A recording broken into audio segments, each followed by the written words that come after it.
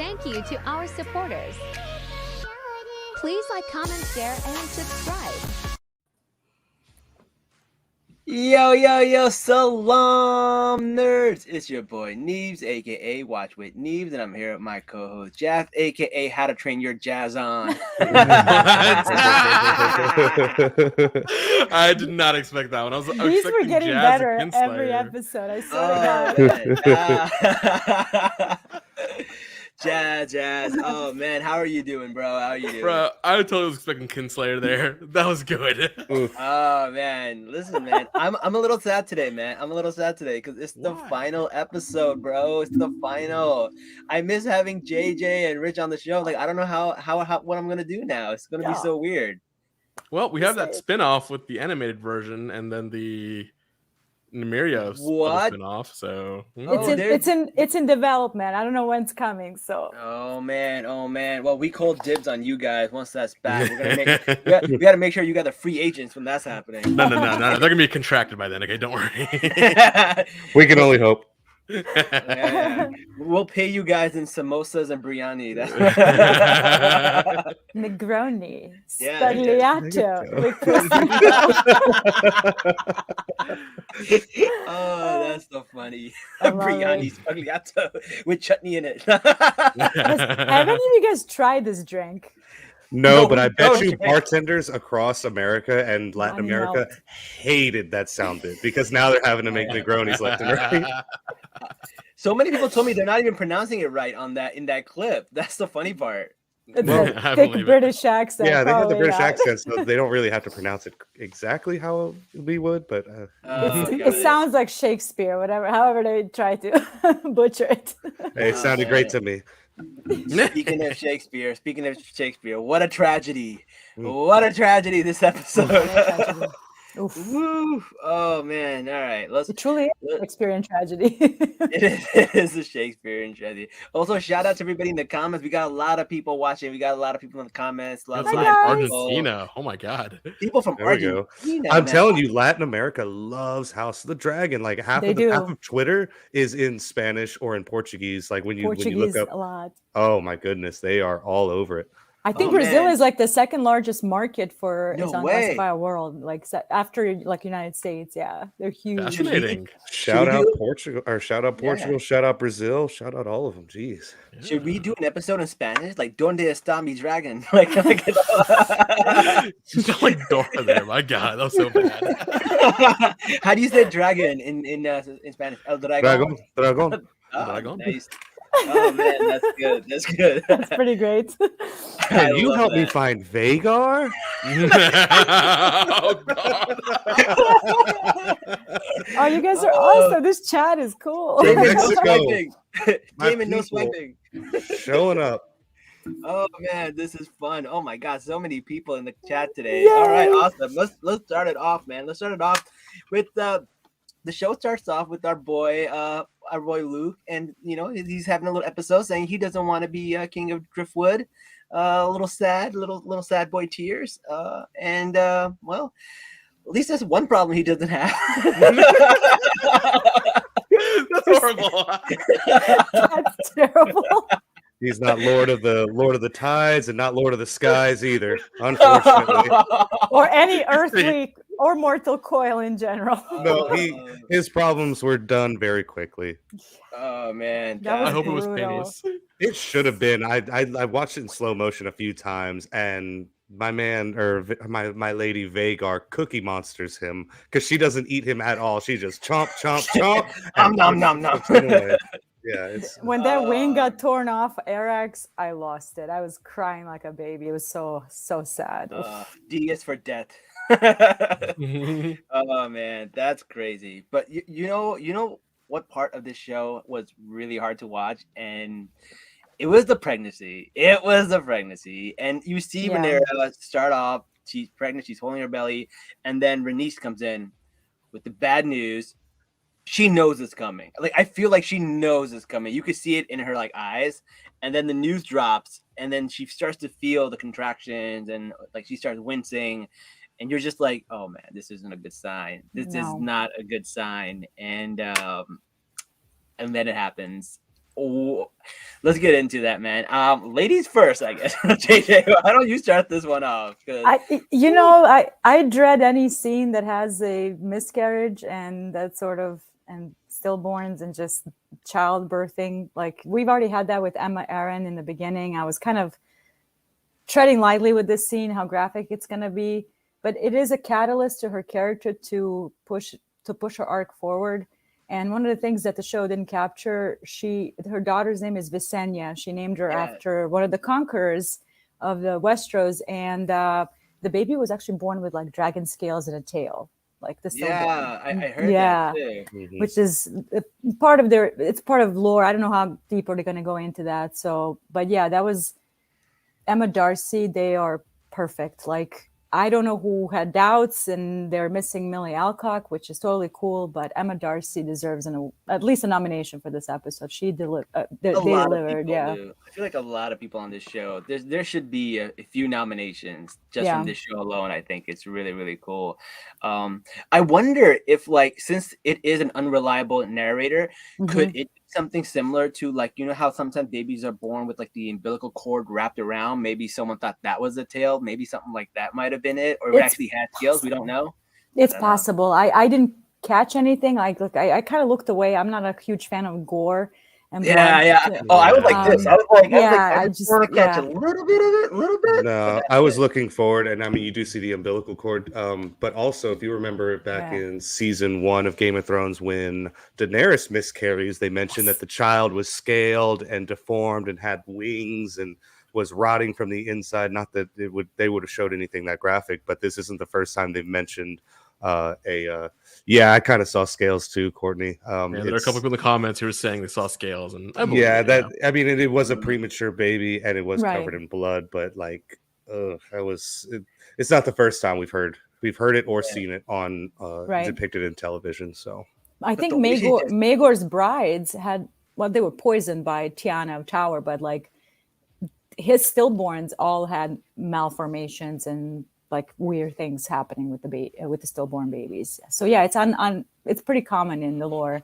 I mean, they are marrying their cousins and sisters and stuff. So like, kind of makes sense. Something would come out deformed.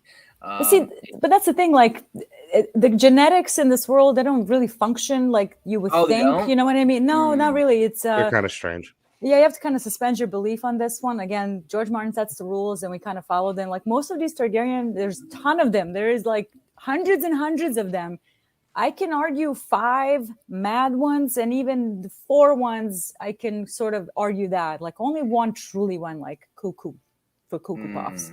So it's just a very strange propaganda to claim they're all crazy and corrupt with power, which is really not true when you look at lore deep down. There's a lot of good Targaryen kings and queens in the history. So I find that argument kind of lazy. I don't know. Okay, that makes sense. I buy that. If we got to just what is this? I couldn't get over the amniotic fluid. Yeah. I mean, I think it's good they showed it. Like, I'm glad they showed it. Like, I know it's an unpopular opinion, but most guys before they're like married or are having a baby have no clue what a birth looks like.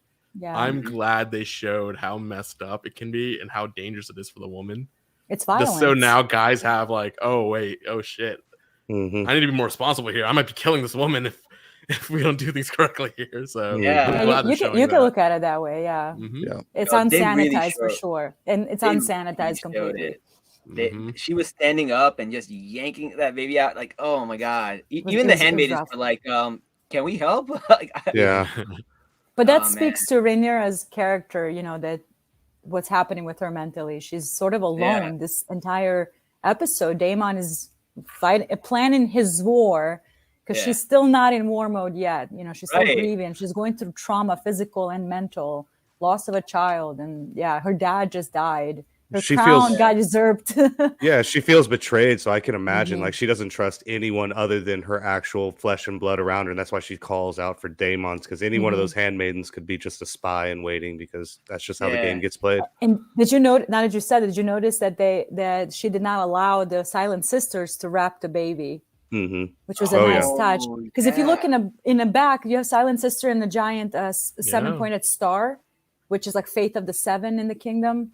But like Daemon and Rhaenyra are very much subscribed to Targaryen and the Valyrian gods. So she sort of pushed them aside and wrapped the baby herself, which I thought was a nice touch. And later on, she even mentions that, like, to right before she sends the boys off to as the envoy, she was like, "We have to rule for their God. So in the faith of the Seven, I need you to swear." So they don't really consider the faith of the Seven their gods, but they understand that they rule over a population that respects and takes that very seriously. So if you want to rule them, you have to, essentially be one of them. Kind of like how Aegon the Conqueror more or less felt more legitimized after he was anointed by the Seven right after his conquest. So great point. That's a great point. The Starks, they have a different god too, right? They worship the old gods. The old gods. They worship the trees. Yep. You have like the old gods, you have Faith of the Seven, and then you have just like minor religions, like the Iron Men. They worship the drowned god. Yeah. The many-faced god. There's a bunch of them out there.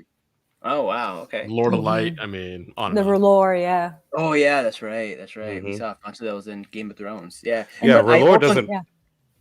I was gonna say R'hllor doesn't really make his appearance in Westeros until kind of during Robert's reign, because what's his name? Thoros Samir. Was sent to convert him. Yeah, but he ends up just staying and drinking his ass off. That's all he did. And somebody brought up Cyrax in your comments, and I don't want to like miss out on that little connection, especially.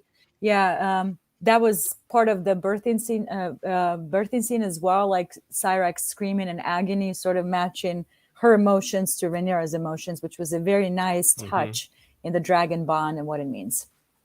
Shout out to Oscar for pointing that. Because that's going to tie into what we're going to talk about next, probably, which is Vhagar and what happened there. Oh my god! Before we get into it, I did notice that when she was going through her pains and she was like having contractions, she asked Jace to come in, because she's like, "Listen, I need to declare that you are my heir." Like, because she didn't know she was going to make it. She thought that there's a possibility that she might die, so she had to make it known.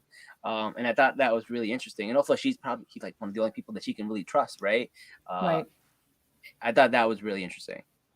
No, yeah, I mean, the moment you're crowned, you need to set your succession in line. You need to secure that succession, which is why Viserys was pushing her to get married. I named you heir. The only way you protect your succession is by having children and making sure that they are going to inherit you. So that's why she has all of these kids, even though like you see her when she's younger. I don't want to get married. I don't want to have kids. I want to be a warrior. Right. But like I name you heir, now everything changes. Your responsibility all of a sudden, the burden of that goes on you. So what did Viserys say? Nobody lives above tradition and not responsibility. Nobody lives above tradition and not duty. even I, or something like that. Not even I. Oof, that's a good scene. Very nice callback to that. Yep. We do have a couple of questions in the comments. We got Sci-Fi asking, are the Faith of Sen considered the new gods? Yes, they are. Not only to men or people from the north. They would really only be the only ones who reference them as the new gods, because they reference them as the old gods and the new gods. But pretty much everybody else who's mainly the Andals people, Andalusi people from Andalos or claim that heritage would consider and only call it it's the Faith of the Seven or the true gods or whatever they want to call it. So. And yes, the Cyrax feeling the pain, it's not just symbolic, it's symbolic of the bond that they have. Correct. Correct. Which was a beautiful touch. Because again, especially plays into it later. Yeah.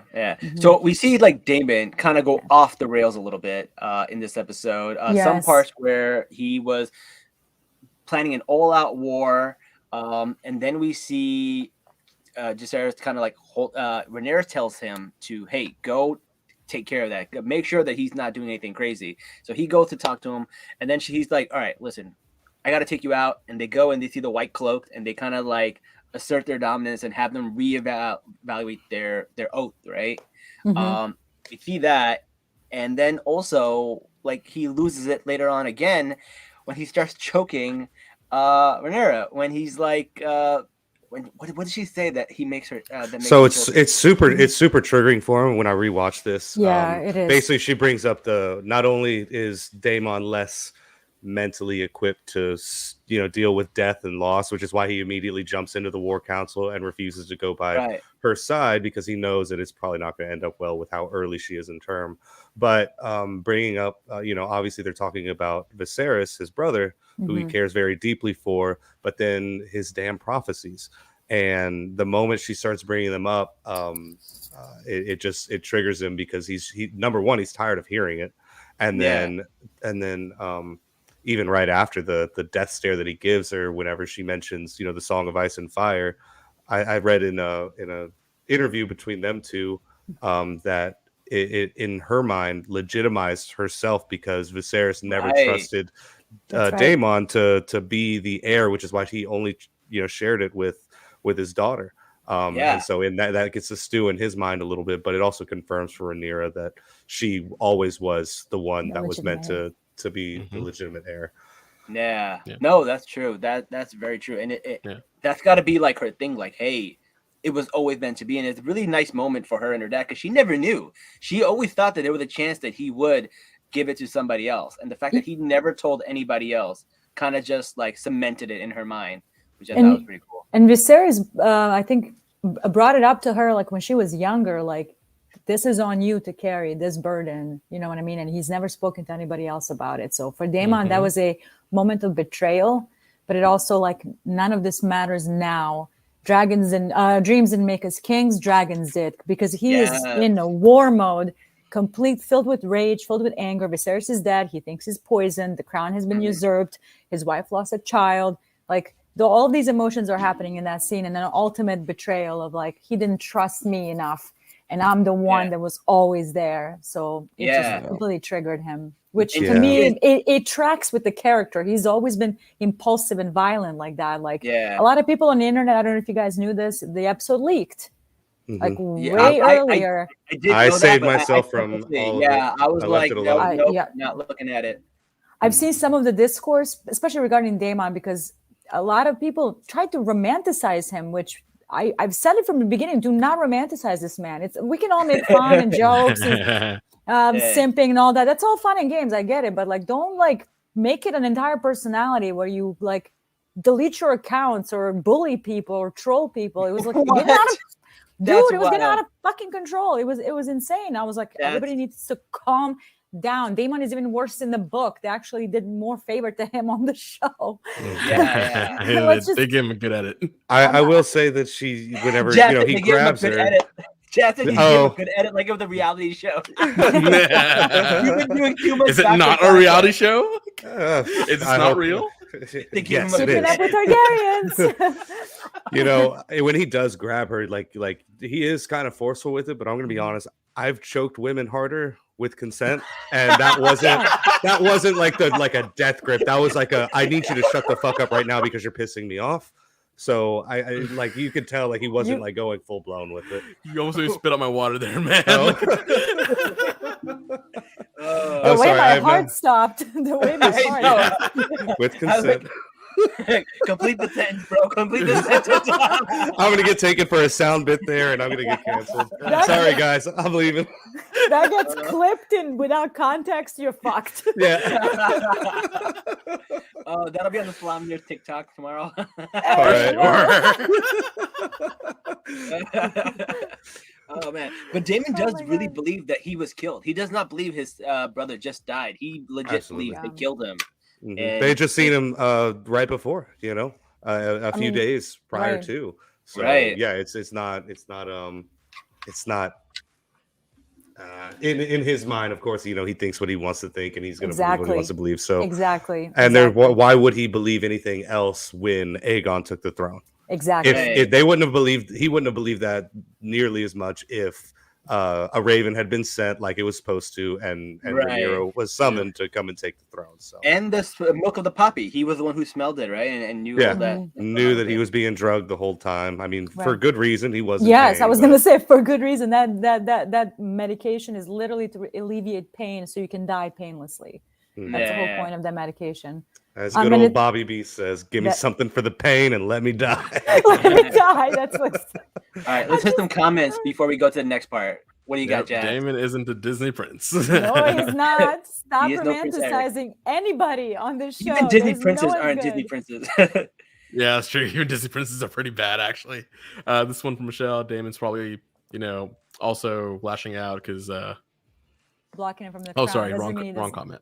It doesn't mean he doesn't love her. I do think he cares about her in a lot of ways, but he's also very ambitious. He's got his own ideas. So you can be 5 things at the same time. People are complicated. It's absolutely people are complicated. People are complicated. There is a part of him. There is a part of him that wants the crown, but then you also see him push the crown on Viserys, push the crown on Rhaenyra. Like he accepts it, and like he's a complicated man. Oh yeah. And one thing to keep in mind, and this is like literally from the beginning, his main goal is to strengthen the family. That just means marrying Rhaenyra, keeping the blood pure as Targaryens do it, following their gods. Remember when they visit Viserys and he's like, "Oh, look, you took all of Targaryen memorabilia and you threw this all Fate of the Seven all over, or the Hightower symbolism all over the Red Keep." So he's like really tied into that religion, really tied into the Targaryen rules. They got married in a Valyrian ceremony. So for him, I think that's what drives him more, is to just strengthen the House of the Dragon. Right. If that makes any sense. So absolutely. Someone said the pause before with consent. I didn't mean for that pause to go that long. I just realized what I had said, and then I was like, hold on. Oh my god, that is fucking funny.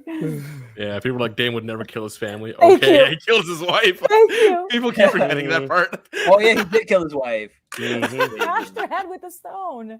Yep. Oh man. And they funny. established that he's not somebody that's gonna be there for you. Can I romanticize Cregan Stark? Yes.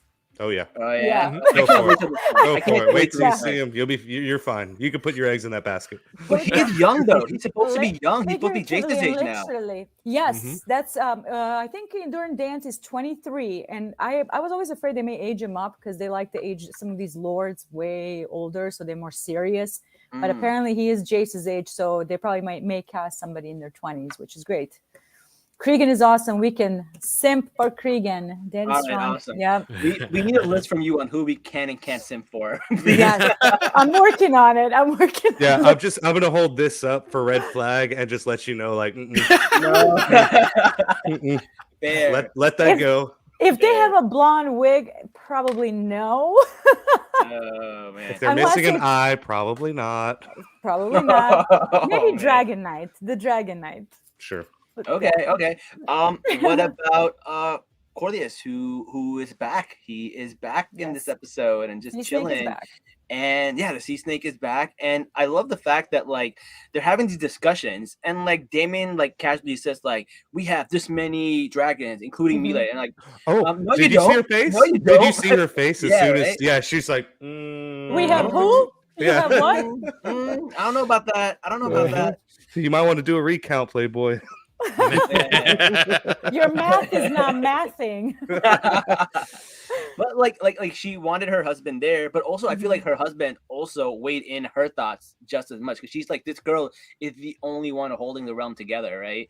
And he was ready to give up on everything, all of his ambitions to try and seize at least more power, and it was actually Rhaenys who convinced him to just say, you know what, no, our bed is already made, so we need to just see this thing through, because our kids are tied into this and they will not be safe. So and look at Driftmark is literally just like right next to Dragonstone. So war comes to Dragonstone, war is coming to Driftmark. So there's no peaceful retiring here at all. You cannot retire here. And Corlys, you have to pick a side. Correct. And Corlys but him actually saying, "Oh, let's just retire," that's a huge character arc for him, because he's been so ambitious up until this point. It cost him his kids, technically, cost him his fleet, cost him his health, almost his marriage. And I do love the fact that Rhaenys defends him so passionately in public, but then fucking reads them on when they're in private. That's how it's supposed to be. You keep that stuff in house. That is marriage. In house, because the moment it starts leaking out, your family's going to start hating them. Then you got to deal with in-law BS. It's a whole mess. We are now starting the House of the Dragons marriage counseling episode after this. Stay tuned. Okay, what's up with these I love that comments? little detail. What comment? What is up with these comments? I hope that Rhaenyra pulls another hard one with Eric. Get out, people! Like, my God, hang on. I can't raise red flag to Eric because he's. But let's watch the way we shit the Harmon part. Oh no! Oh my God! Speaking of strategy, did you guys see that table with the lights and everything? That was my favorite moment. Like when it lit up. Mm-hmm. Yes. Yo, I want to get a coffee table that looks like that. It looks so cool. But it's an allegory too. It's literally Kingdom on Fire. Yeah, very nice. Very nice. The orange, the yellow, like it was a beautiful way of doing it. Someone said it was made out of dragon glass, which would be really cool too. That's obsidian, right? Is obsidian or something? Yeah. Transparent enough to like glow like that? I don't know. I've never seen obsidian in real life, so I don't know. Yeah, I don't know. Someone said that about that. That would be really cool.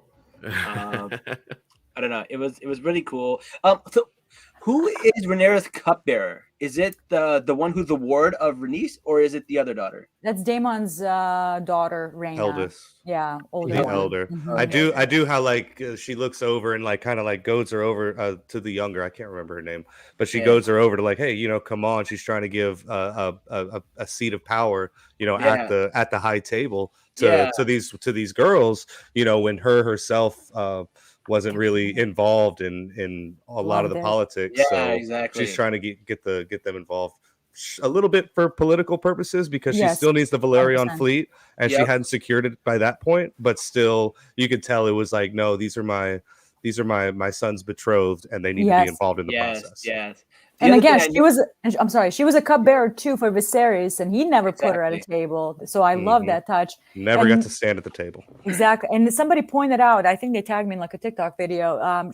When Rhaena offers her a cup of wine, Rhaenyra hesitates, like thinking she might be still pregnant in her head. No, she. Wow. Oh, it was. I didn't catch it the first time, and then somebody sent me the video. It's very clear. She sort of looks at it and hesitates for a second, like thinking the details they captured in this episode. Oh, damn, that's crazy. Right? She's like, "Fuck it, we turn up." But speaking of the dragons, when Daemon is counting the dragons, they said like, some dragons are still riderless, and they show the other sister, like hinting that like, he still doesn't have a dragon. Correct.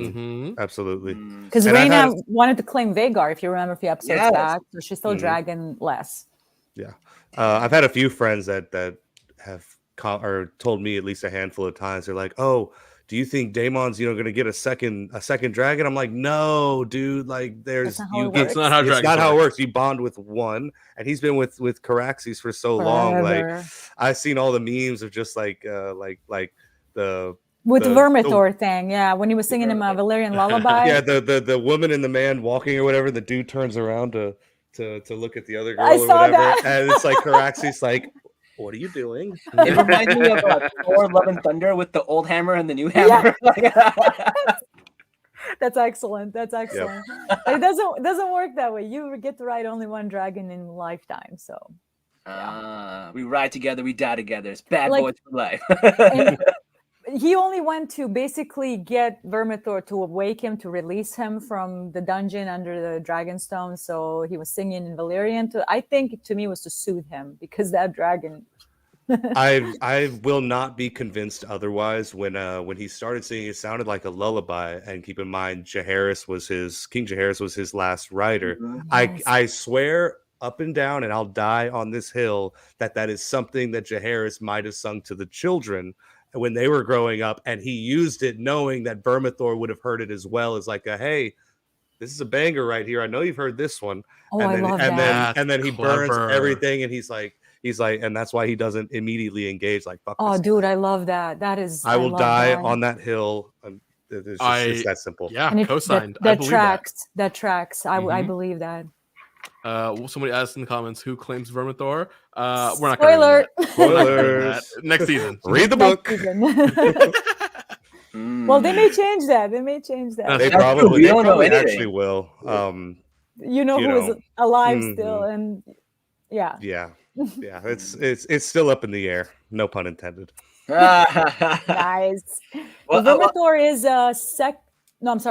Balerion, Vhagar, Meraxes, Cannibal, Vermithor. I believe Cannibal's the biggest one alive right now. Vagar is the biggest one that has a rider, and Vermithor is He's right up underneath. there. Yeah, he is up there. He's huge. I wonder if we're gonna get the Cannibal, but I doubt it. I don't just think seems like Daemon something- mentioned him. He mentioned three. He wild mentioned dragons. the 3 wild dragons. Yeah, And I believe Ryan Condal or Miguel Sapochnik said that we will be seeing the wild dragons. Oh wait, yes. no, I saw that that he was the what's it called, the graphic designers who put everything together and do the CGI and stuff. They said that doing the Cannibal was their favorite design. So I'm hoping that it wasn't just like for like a design purposes, that they're actually going to plug him in, because even if his role is little, I hope he steals the show, because that dude is scary looking. He's scary. He's black and huge and green mean, eyes. Green eyes, and he eats baby dragons. Oh my god. Well, speaking of special effects, like that scene where Viserys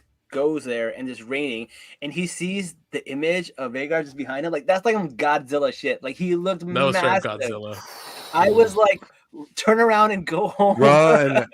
If the stakes weren't as high as they were, that kid, and if he was just a little bit older, I think if Jace was there, he would have seen the writing on the walls and been like, oh no, it's time to turn around and go home. This house has already been claimed. Yeah. So yeah, there's no chance.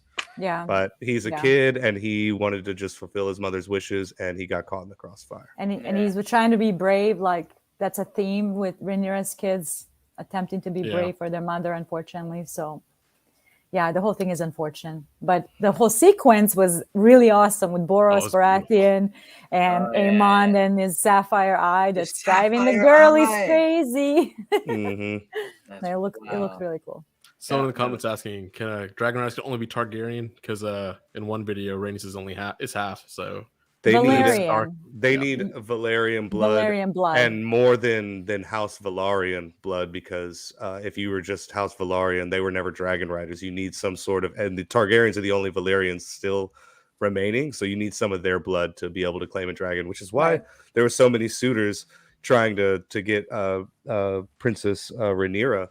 Because she even mentioned, like, no, they just want my Valyrian blood for their children, so that way potentially they could be Dragon Riders and strengthen their own houses. So yeah, and you only it doesn't, like with Targaryens, even during the old Valyria, like ancient Valyria, during that at the height, that whole place was ruled by these called dragon lords, and Targaryens were actually considered peasants by their standards. Yeah, they were the lesser lords. Lesser, yeah. So they only had a handful of dragons. They're like House Peasbury in the big scheme of things. Yeah, exactly. They were pretty much nobodies, which is a lot of, which is funny as hell. They just decided, well, we don't really get along here very well. We're not treated very well. Yeah, basically, they're upper middle class. I love that. Mids. Someone brought up a good question about Dany. Doesn't she ride all 3 of her dragons? No. Drogon is her mount. Only on Drogon. And I did want to mention, when we see the lack of control that these current dragon riders have, we were kind of spoiled to Daenerys' control over all 3 of her dragons. Now, she didn't have perfect, complete control over them, but when shit was hitting the fan, they obeyed. They knew what was going down, but those dragons, it was kind of strange because they viewed her as their mother, not as their rider. So even though she had pretty much all 3 under her control, the moment Jon gets on Rhaegal, we see that he's already bonded with them because he has some of his namesake's blood in him. So he just kind of goes along with it because there aren't any other Targaryens left to bond with. And he also can see, like, point blank that, mom gets along with them. Cool, I'll get along with them. So, the thing with Dany is, and I see this a lot in my comments, she is not the standard, she is the exception to the rule. Like when those dragons hatched, that happened 100 plus years later after the dance. That was a miracle moment that required a whole lot of blood sacrifice, including her son, a witch, and her husband, and a lot of people. A lot of people speculate that is her technically dying and being reborn, and that sort of sacrifice is what hatches these basically petrified stone eggs. That was a miracle moment. Even George Martin calls it a miracle moment So it needs to be treated as an exception. So when people say, "Oh, Targaryens are not immune," they are not immune to fire. None of these dragon lords are. Right. That was a miracle moment, and the show kind of played with the whole girl boss getting out of the fire again at the when she burned all the cows. Yeah, that did not happen in the books. She's very much kind of hesitant around her dragons. When she chains Rhaegal and Viserion in Marine, and she steps in the pit, she stays away from their side of line. You know what I mean? Out of fear that they may burn her. So do not treat Dany as a standard for dragon riding and hatching. She's the exception to the rule. Yeah, absolute exception. Viserys even says it. He says that it's an illusion that we control the dragons, right? Yep. So Viserys right here. He said it perfectly. Yeah. Viserys, I'm sorry. Yeah, he was on our show on I believe episode 2 of this. Oh, okay. Yeah, very nice. Very cool. Yeah. Let's take shots at D&D here because screw them. Fuck those guys. I have no words. That's really my only words of praise are that them doing so terribly in the last season is the reason Disney canned them for their newest Star Wars thing, which ended up being The Mandalorian, which they ended up nailing with John Favreau and Dave Filoni. It was Mandalorian. It was Mandalorian. No shit. That was their project. That was going to be their project, and they dumped them, and we got the best other option. So that's awesome. So great job, Dan and Dave, for screwing up so badly you got fired before you even started. The only thing I'll give two of them is some of the dialogue between Cersei and Robert Baratheon, because that wasn't in the book and that was really good. And casting of Charles Dance as Tywin Lannister. That was good. That's cool. Speaking of Star Wars, the creator of the director of Miss Marvel and Damon Lindelof are doing a show together. Yes, which is going to be super cool. So I think it's a standalone film, and it's going to be post the sequels era, which is huge. I'm so excited. Wow, that I'm really excited about. That's pretty cool. All right, so let's talk about the fight. We got to talk about the How to Train Your Dragon scene, because that is wild. That's the meat and potatoes of this episode, and like a lot of it was reminiscent of like old school movies like Jaws, where the less you see, the more scarier it is. They're using like rain, light, thunder and like special appearances where he just comes out of nowhere. It was really scary. Like I had horror movie.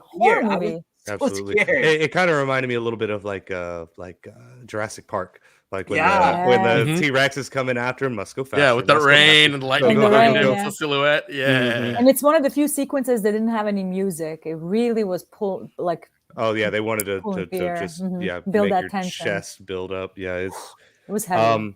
After watching them lose like their control, to kind of go back a little bit, I kind of really believe that it was Vagar's intention to toss Aemond off during their first ride. Now that I'm really thinking about it, he really was trying to toss him off, and then when he finally was strong enough and was just like, "No, I'm not getting off," he was like, "All right, fine. I'll take you as a rider. We can commit some more crimes in the near future." Commit some more crimes. Again, you don't control the dragons. Aemon, Vhagar could throw Aemon off anytime she wants to. Yeah. Oh yeah. But you bring up a good point. You said like she's a war crime. She is a war crime dragon, and like, war crime dragon. And Lucifer's dragon is just a little baby dragon, and he's like, "Oh, you're trying to play with me? You're trying to play with me? That's it. It's over. It's over." And the thing is, like, both of those dragons, Cyrax and Vhagar, they're kind of reacting on the emotions of their rider, like just like Cyrax with Rhaenyra. You have fear and aggression. Fear and aggression, and then you have vengeance and rage just kind of pulling through. If Cyrax makes that, if he blows fire on Vhagar, it was literally nothing. Nothing would have happened to that dragon by that little tiny baby-sized elephant dragon. But it's like a Nerf dart.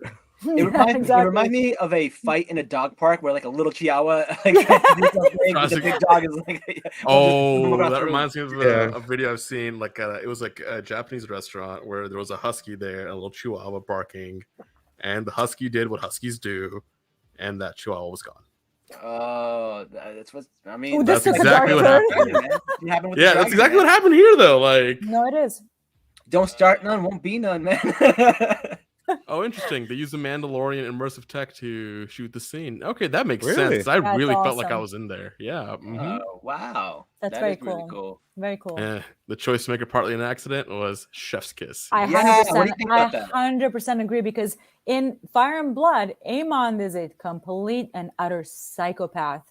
according to the testimonies of the people that wrote the history. Right. Like, it's even suggested that he fished out Luke's body and plucked his eyes out and gave it to Boris's daughter. Yeah, one of God. the daughters that he didn't pick goads him in, like, as he's about Yes. to take off, and she's just like, oh, like, basically, you're a pussy, like, you're just gonna let him take your eye and you're not gonna do anything about it. And then that's when he runs out and he finds the body on the beach like a day later, plucks the eyes and presents them to her as just like, yeah, shut the fuck up. She tells him, like, what, he took your eyes out, did he take your balls too? And There you go. Oh, wow. Yep. And then he jumps on Vhagar, chases Luke down, and by all accounts he just viciously kills Luke. Yeah, and they then plucks see his eye out. So I am and it's glad like- that they added that too. He's like, fuck, I'm gonna go have my Andrew Tate moment. I'm just gonna go off. Yep. The memes that old Grandma Vhagar thinks she's still in Yep. Hell I've yeah. seen the memes too. More time, baby. Those are the best. The best. She was getting flashbacks. Oh my god.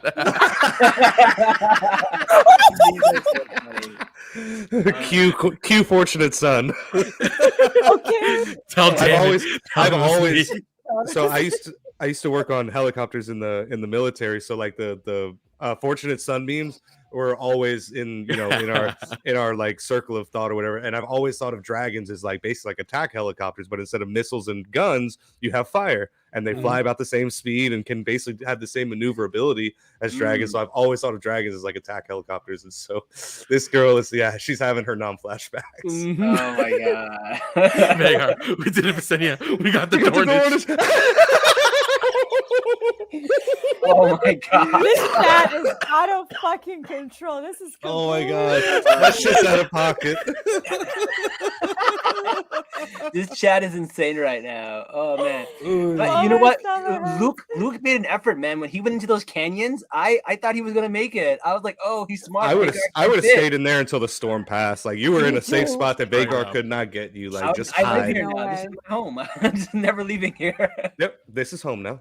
You know what? Maybe you for a second believed that Aemond wouldn't really kill him. Maybe you would taunt him a little bit, like scare him off. But like, I would have stayed in those canyons, or I would have just like turned around and went back home. I'm like, Mom, there's Vhagar and my Yeah. crazy cousin who took his eye out 15 Mhm. years ago, because apparently men in this world don't let go of shit. Sorry. No. No. Only thing they let go of are bastard children and wives you don't like. True story. Oh my god. No, but that was wild. And Vhagar wanted to take a nap. And Aemond's taking too long, so she just did it. So yeah, we got to fly all the way back to King's Landing. We got to finish this shit now. Come on. It's me. Hi. I'm the it's problem. me. It's me. oh, Vhagar. We won We the won war. the What's my war. treat? What's my treat? I'm I'm hungry. hungry. Vhagar goes, we won the war. That's my treat. I'm hungry. The Viserion my God. Dornish comment is gonna be in my The fucking Dornish head. one was That amazing. was Yeah. amazing. Yeah, Frame I that got- one. Oh my god, that was great. We're laughing too much. I hope we read out the whole comment, because people in the podcast who listen to Okay, us on the Spotify comment read that they were the talking whole- about is who said Yeah. sorry, it was not this one. It was God, where'd it But go? that it was me. Tell him It was me. Michelle who said it. We did it for Senya. We got the Dornish. Oh my god. Oh my god. For Rainies! For Meraxes, I avenged you. Oh man. But the thing is, like, these dragons are smart, right? They're like these smart creatures. They have They their are, own like yeah. vibe. Like, you can't just like control them. Like, they're mindless. Like, he wanted to fight, he was gonna fight. The dragon is not a slave. Yeah. The But they're little sti- one but got they're scared, man, and he started fighting. Right. But they're still in tune with the writer's emotions. They will protect the writer first. Yeah. You know what I mean? So they follow their commands, which is why it's so tragic when you think of Vhagar being commanded to kill her own writer earlier too with Lena. Yeah. That was pretty tragic and a whole new piece of Ooh, you're right. information. Someone Someone told told Vhagar that Vhagar. Kristen is from Dorn. Yeah. When is Kristen Cole gonna get his, man? Because that's what I want to see. I want to see him get his. Let that marinate for a little while. Let it marinate, because sometimes the meat just tastes sweeter when you let it marinate. All right. I want it to be juicy. Oh, it is.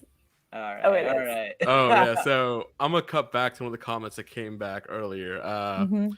The theory that the Maesters misread the letter to Baratheon on purpose as part of a larger Maester conspiracy to take down the dragons. What do we believe about that? Partially true. However, Rhaenyra uses the term, "We must remind them of their oaths," and that's exactly what pissed him off because, like she said, he's a very proud lord, and he can't read, and he's just been embarrassed, kind of low key, in front of all of his people by having to wait on the Maester. Come on, man, what kind of lord can't read, bro? You gotta get it together. I was elected to lead, not to read. Oh my god. But you know what? That tracks with fucking Baratheon bimbos and himbos. I love it. That is true. That is true. It tracks. Bobby B would be proud. I think what I was getting at was like the Maesters in general just want to get rid of the dragons just because they. That's a huge for sure. theory. It is a huge conspiracy. It is a conspiracy, but it doesn't work. I don't. You need a whole network that traces back for 300s of years in order to kind of make all of these efforts for that to happen. There's just not enough evidence to connect all the dots that actually make sense. But keep in mind, Maesters and Septons, they have monopoly on the culture and the language. It is in their best interest to keep the Targaryens and dragons out.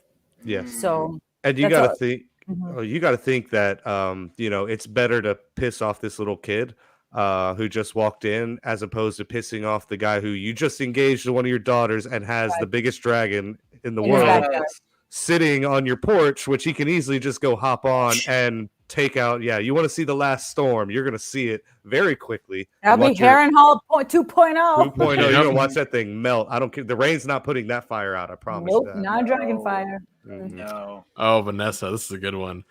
Luke fought a dragon like a Targaryen, died at sea like a Valyrian, and was brave like a Strong. Aww. Holy shit. That's good. That's wow. good. Mm-hmm. Very nice. Very nice. Oh my god. I tweet that, please, if you're on Twitter, Vanessa. I want to quote tweet you. Tag us. So yes, good. tag us. We will all retweet this. Yeah. I want to give you all the credit. That is amazing. Mm-hmm. Oh, great I love that. line. Great I love line. that. Well, It's gonna make me cry. I know. So we see that scene where the news gets back to Rhaenyra. Powerful. She's not even wearing the crown because, like, you could see her as like she's reacting like a mother, right? Not a queen. And oh man, it was bad. It was bad. I don't know. What do you guys think of that? Speaking of the crown, we didn't talk about the coronation itself when Eric Cargill. True. Think of the Green Council episode, the differences in coronations. You have a spectacle, people jammed into basically little box, not a box, dragon, but it's huge. But and then they have Rhaenyra's being much smaller, more intimate, open in the sky, and with people that actually want to see her on the throne. Yeah. Expecting her to be on the throne. Such a beautiful contrast, in my opinion. And she's wearing Jaehaerys's crown, who was a very peaceful king, and then you have the Conqueror's crown on Aegon in the Blackfire. It's a lot of symbology there, which I really like. I do want to go back to Viserys when we've had this whole contrast, but when it comes down to the ideology of like the second son always wanting more and more and more, Viserys is the only one who wanted to turn it down, and he ends up paying a very heavy price for his lack of ambition. Not that really got him killed, but it's just like he's like the one good kid that was there. It's just like, you know what, I don't deserve this seat and all this. And then by the end, he's like, when they're talking about send us, he's like, you know what, yeah, let's do it. I'll be brave, and sure enough, he pays the price. But now that you brought that up, remember the conversation with Corlys Velaryon. If I'm Lord of Driftmark, that means everybody's dead. Right. And he's the first one to go. Oh. Yeah. Damn. Poor baby. Oh, that sucks. And he was Rhaenyra's favorite child too. So that was he? I mean, it makes sense. He was. But, he was like her baby. Even though she has three younger children. It's. And speaking of the children, I just don't want to end the podcast without mentioning Cregan Stark was mentioned. Jace is going on Vermax to Winterfell to get those loyal Starks to reaffirm their oath. So definitely we're going to see Cregan Stark in season 2, which is going to be very, very, very, very exciting. I don't want classic Targaryen. Yep. Absolutely. He was too pure. He was too pure for this world. Yeah. Sweet The other, cinnamon roll. the other thing that we didn't talk about was when Otto Hightower showed up, and they were on yeah. that bridge, and she Second showed up. confrontation. Yeah, and she showed up the same way she showed up in like the second episode with. But she walks Daemon. through them to get She around walks to through like them, to yeah. take her spot next to Daemon this time. Heck You're yeah. not a fucking hand as much as Oh, he's not a when she took the hand off, I was like, fucking traitor. I Oh. wanted her to just throat punch him so bad because like, what's he gonna do? Just put. Dracarys, all of them. What right is he there gonna and there. do? Yeah, I know. honestly, yeah, you got more men behind her, and then you got a dragon covering your escape. So right, or not covering your escape, blocking your escape. So yes, exactly. you- But like you- they brought out the page of Nymeria and her story and everything, Yes. and it kind of like got sentimental. And she's like, "All right, you'll have my answer tomorrow." Do you think she really was considering it, or was just buying time? What was that? but no, Well, they have a conversation about keeping the kingdom together later on. Yeah, she's not sold on war yet. Right. Obviously, by that point. Yeah, that's why there are a couple people in the comments asking why not just kill him right there. Yeah. It That wouldn't- probably wouldn't that matter. note alone probably saved his life, just as like a wait, That's we can true. still end this diplomatically. So she's basically just like allowing him to leave with his life because if she kills Otto, then obviously it's going to be war right then and there. So, But isn't Otto doing all the planning? So killing him wouldn't that have like solved a lot of problems? Because like I don't see what you call Allison making plans, or It wouldn't have mattered because you It still wouldn't have have mattered. the whole Aegon council under- was loyal to Aegon. That is Aegon, true. yeah. That is true. Yeah. And And she you would have killed known the that. hand, and you killed the hand. You were plunging right into the war. So Right. At this Yeah. point, war hasn't started, and you don't want to be Correct. the first person to pull the trigger Yeah. and be Correct. responsible for the war. Yeah. I will Jason- say all of these half measures have done nothing but escalate. You know, if at any point any of these half measures would have became a full measure, if Princess Rhaenys would have just torched the entire Green Council at the coronation, boom, war over. You know, if they would have torched Otto right there, they really would have injured, crippled, their morale. you're and right. their You're right about mentality. the half measures. But every You're one right. of these half measures has done the opposite effect of trying to slow down and try to, make Inevitable, things yeah. diplomatic. No, every single one of them has just like hit the next domino, like in the worst way. That's just tossing this whole menagerie down. So No, that's a good point. That's an excellent And point. she actually. still has Laris. Oh God. the true arch enemy. My God. Yeah, Suresh, you're wild now here, bro. That's a great pun. I love it. That's a funny He's my sister's husband. That's why I love him. Oh, okay. Yeah. He knows his lore, that's for sure. Oh man, let's go through a few more comments before we have. Yes, to wrap let's up. What else we got? let's go. Will Rhaenyra come back? Highly doubtful. Can't I say don't for think sure. so. Yeah, But Did do you you- think did you she read will about that? tell them? Did- Do you did think you she'll read ever about- tell them about Lenore, like that he's alive? No.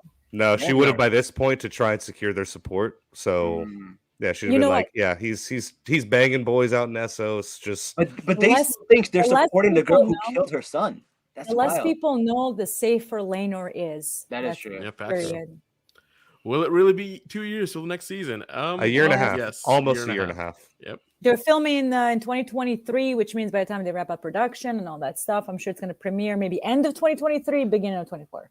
Yep. Yeah, I think they said. Well, y'all mentioned earlier potentially like spring 2024. So usually when they say spring, they're usually meaning like end of March, early April, and that's usually when in every Game of Thrones every other Game of Thrones season has always premiered right around April. No, Yep. no, you're right. You're So They don't want to I'm- interfere with football season again. So I believe exactly. That makes sense. Yeah. Okay. Dang, what else? What else in the comments? What else we got? Got so many comments. Y'all are wild today.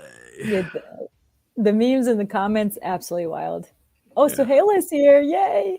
How do they reconcile sea smoke? We don't know yet. They He's mentioned. mentioned. Yeah, he's mentioned. mentioned.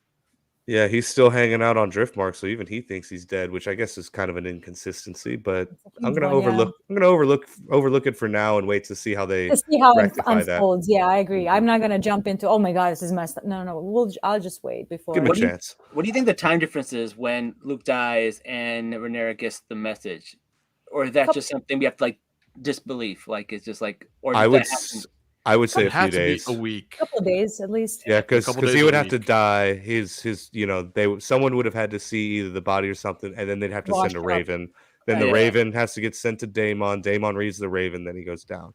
Right. So I would say a few days for the body of the dragon to wash up to shore. Right. It took like 2 or 3 days for that to happen. At least 2 days for a Raven to make it. So yeah, there. I'd say a week. So I think when the next season comes, there's going to be like a little bit of flash forward. We're never going to see like people's reaction to what just happened, right? Because they're going to be like older, the kids.